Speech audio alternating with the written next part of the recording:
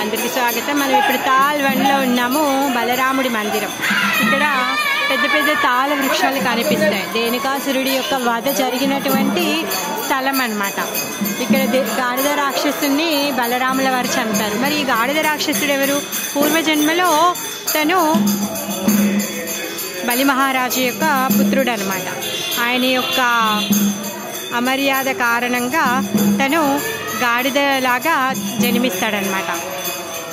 So ఆ గాడిద రాక్షసుని బలరాముల వారు ఎందుకు చంపారు అంటే, కృష్ణుడు ప్రహ్లాదుడి యొక్క వంశంలో ఉన్నటువంటి వాళ్ళని ఎవరిని చంపను అని చెప్తాడు కాబట్టి బలరాముల వారు ధేనుకాసురుణ్ణి వధిస్తారు.